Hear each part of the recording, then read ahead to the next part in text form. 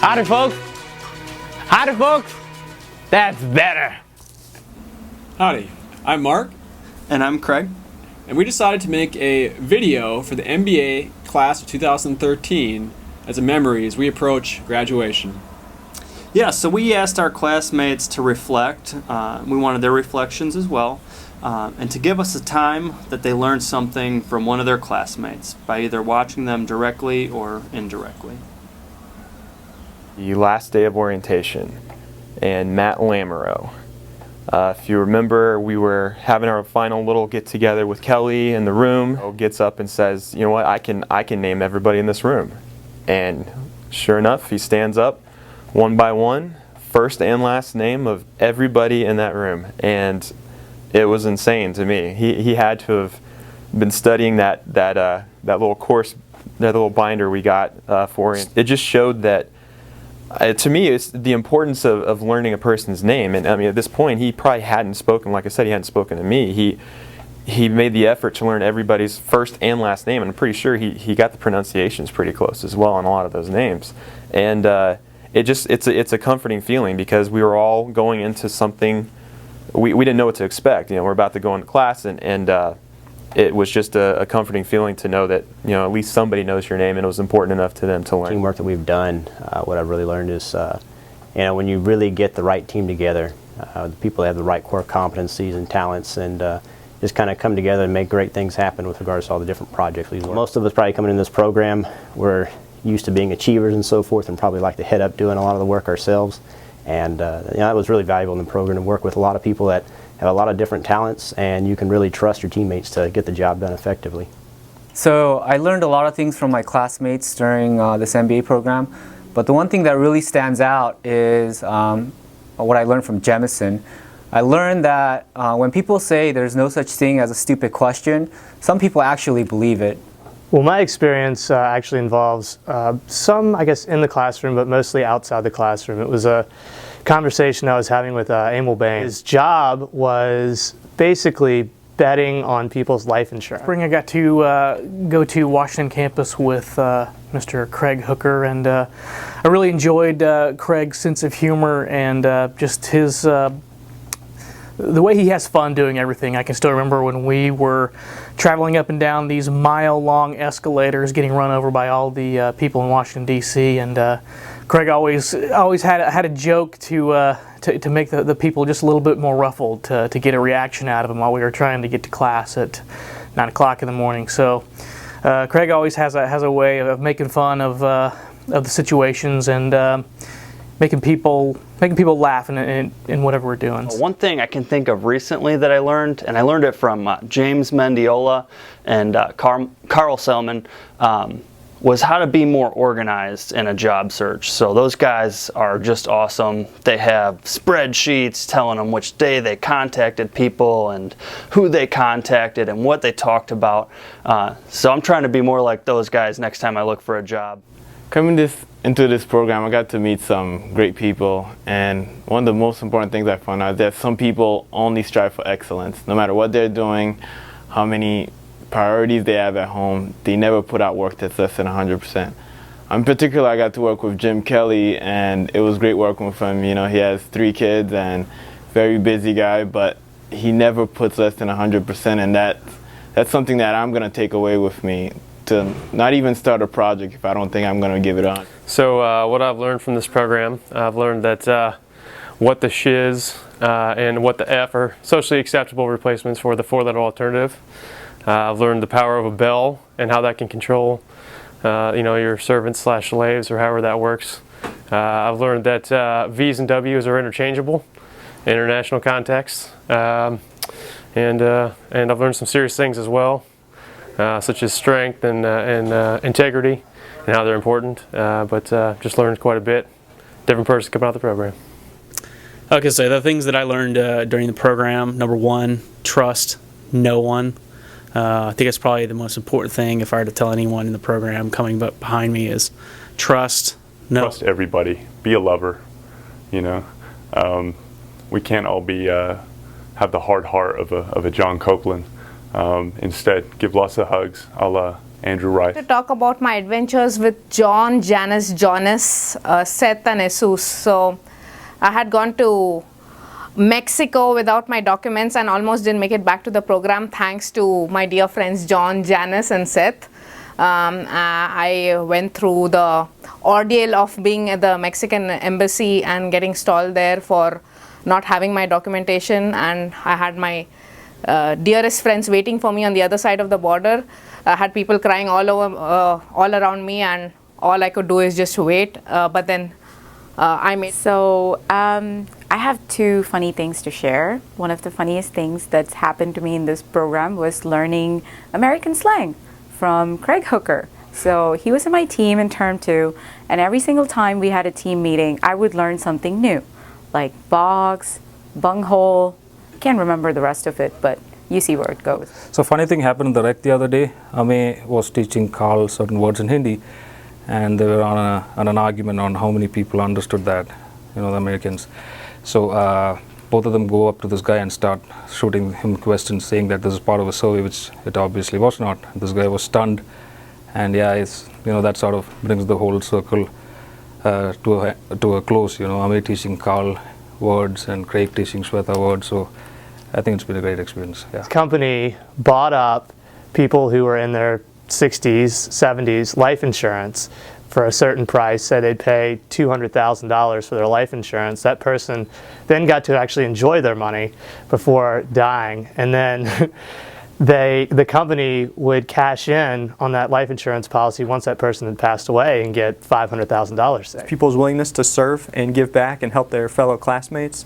I'm thinking of times when people like Mark Herman, Joel Cunningham, Scott Monk opened up their homes on Thanksgiving, Easter, whenever it might be, and any students that maybe were in town or couldn't go home to see family, or maybe were celebrating the holiday for the first time, they got to come in and come into these open homes, and it was just really neat. I know for me personally, if I was struggling in a class, there were certainly classes that I was not doing as well in as others, maybe material that I had for the first time, and people like a Jim Kelly or an Eric Ho, a Piyush, whoever it might be, they were always willing to spend some time with me. I know they had a lot of other things going on. It's a very busy program, and I was even competing with them for grades, and they wanted to sit down, make sure I understood the material, and I certainly really appreciated that. So one of the stories that I'll never forget is having a few people from our class over for Thanksgiving. So I had Piyush, Amay, Shweta, and then Carl and Larissa, and we had a great time. Carl and Larissa brought some Haitian food, and Shweta brought some Indian food, and I'll never forget the look on their faces as we were carving the turkey, especially for Piyush, and then seeing the carcass afterwards, and two, just seeing, they loved playing with my 2-month-old child, Amay and Piyush, just seeing them crawl all over each other to try and play with her. And so any of you single ladies out there, I think they're going to be great dads. Well, I'd like to talk about a group of classmates, really. We had the privilege of going to Japan together and affectionately nicknamed ourselves the Seven Samurai, and which included Matt Busby, James Mendiola, Nathan Delano, Jesus, VJ, I'm forgetting Andrew Rice, okay, there we go, and myself. The thing I learned the most really was from VJ and Jesus, and how they're just completely open to trying every new thing they possibly can. And I think that's what really traveling is all about, and just trying to experience as much new culture that you possibly can, and that's something that I had to struggle to embrace a little bit. But I think by the time we got to China, I was there because of those two and what they really pushed us to do in Japan. The stresses of the trip and managing all those personalities got to me, and I kind of wear my emotions on my sleeve, I guess, my heart on my sleeve. So I can remember this one time I just felt really bad and kind of like, man, I hope these guys are enjoying themselves. There's a lot of bickering going on. And then I had a rice man, we call him Gohan because that's the Japanese word for rice. He comes up to me behind me and just kind of does his usual, and he does this all the time. He just comes up to you and kind of massages you a bit, and he goes, I love you, man. And from other people, you would be going like, well, I don't swing that way, thanks, rice. But no. In that situation, you kind of felt that he really knew that you were feeling down, so he wanted to reach out and just basically make you feel better. And he's just saying stuff like, hey, you're doing a good job, don't worry about it, blah, blah, blah. You know, and that really kind of touched me in a way, you know. You really have to observe, and you have to kind of watch people and make sure that, you know, if there's an event or there's a time where you can actually pitch in and kind of help someone out, you know, even a simple thing is just coming and rubbing your back and just saying that you're doing a great job. You know. This really intrigued me. I know it was a really dark profession that he was in, but still just the concept of it was amazing. And so I went and did a lot of research on it and found out that obviously there's a lot of public debate on whether or not all life insurance policies are going to be able to be capitalized and traded. And life insurance companies are freaking out by it. I've been living in Fort Worth and College Station during my time in the program. And the person that's had the biggest influence on me has been Joel Cunningham. He's, with his military experience, he's lived apart from his family a lot. And he's helped me kind of deal with the stresses, being involved, you know, with the program, knowing what someone away from their family will go through. And he's helped talk me through situations and study for exams and walk me through and prioritize my time. And he's basically been probably one of the things that's kept me in the program the most. Okay, so I'm thinking of a time when I learned something about about some of my classmates that I didn't really know. New Venture Challenge team. We got to self-select and we made our team, and it was a tough time because not a lot of us had any sleep. I hadn't had much sleep with the new baby. And we had a drug, it was a drug company that we were evaluating, and it was a veterinary company. And I learned that DJ McCarty has a frightening fear of zombie dogs that at first we thought was a little bit of a joke, but to this day, whenever I walk up behind him and say, zombie dog, he turns around extremely quickly and he looks just a little bit scared. All right, a few things I learned while in our MBA program. First thing, I learned that if you're going to hire John Copeland, you better not give him any mundane tasks that are a waste of his time. Otherwise, you will hear a lot of four-letter words. What the shiz? What the fuss? What the freak? What the F? Spelled E-F-F-F. F. The next thing I learned was that, I learned this from Carl. Apparently it's okay to give grown men hugs from behind, unexpectedly. I learned who Tintin is while working in Gamma 7. I learned that though we are very busy, we're not busy enough to make babies. Luke Baker, Baby Maker, knows what I'm talking about, same with Jim and a few others. And lastly, I learned that we've got an awesome group of people in our program. Learned to love and respect everyone in the program, even the liberal commies. They know who I'm talking about. But hope to keep in touch with everybody. As the hippie of the class, I take offense to your comments about all those hippie liberals. But I still would say two things. I would say one, Eli was probably one of the guys who kept me very centered, kept me grounded, and really helped me through a difficult time. But on a funnier note, considering the fact that we spent quite a bit of time together, I would say that I left a bit of a bad impression on Eli. If anybody in the class knows, Eli started fake cussing, you know, mother fricker. What is that, you know? But he starts using these semi-cuss words, and he's never done that before, according to his wife. I'm pretty sure that that's Julian's bad influence rubbing off on him, because everyone knows I have a bit of a potty mouth. So I'm very sorry, Eli, to have done that to you. I hope it doesn't have any lingering effects past the MBA program. But whatever the case, this is a big thank you for helping me out as much as you did over the last year. I appreciate it, buddy. All right, well, I would like to tell a story about Mina. During Disaster City, she was in my group, and she was good, maybe a little reluctant to volunteer for leadership. So there was a group of us that volunteered her for the leadership. It felt like she did an effective job organizing, coordinating, communicating what needed to be done, moving us up to the next level, and then coming up behind us. As a matter of fact, we managed to save Mark Antonio, which maybe some of you regret now as we're in the consulting project. But thanks to Mina's leadership, we were able to save. And the second most funniest thing was actually Mina fainting in her house and Nikki and I wondering why she's sleeping on the carpet. It sounds awful, but we were wondering why she's sleeping on the carpet, and we were laughing for like 2 minutes before we figured out she actually fainted. So yeah, and then she woke up and we're like, do you need to go to the hospital? And then she looks at it and she says, I want Chipotle. So yeah, that's another funny incident. I think I'm just amazed by the overall intelligence in our class, and it's unassuming, it's understated. You have some of the quiet guys like Denny and Michael Smith and Brittany that are some of the smartest in our class, that you learn to listen very closely to their opinion. During my first year, I had my car accident, and I wasn't feeling very well, and my car didn't work, obviously. So Sarah, Ophie, and Pallavi found the hospital. They took me to the hospital and waited till I was out. And Janice and John helped me to go to school every day. This whole event showed me that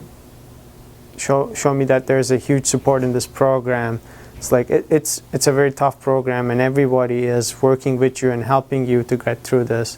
When we were in China, a lot of us got I guess pieces of suits and stuff made. So all the boys got like suits and dress shirts made, and so I got a skirt and a linen pair of pants made. And so ironically, Andrew Rice also had a linen pair of pants made too. So we go in to try on our stuff, right? So I'm trying on my skirt, and I was like, oh yeah, my skirt fits really nice. And so I asked the seamstress, where's my pant? I look over and I see Andrew in the mirror.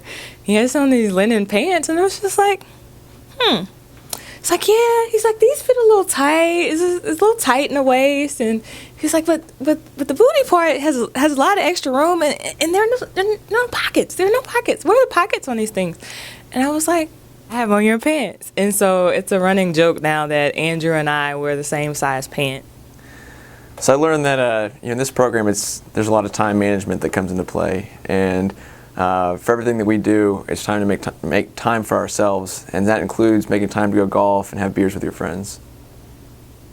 As of right now, life insurance policies, the percentage of them that actually lapse is about 90%. Norbert is a funny guy. He's a good friend of mine. In my opinion, he's the best dressed person. When he suits up, he's got a great London-made suit, and I'm a big fan of European suit.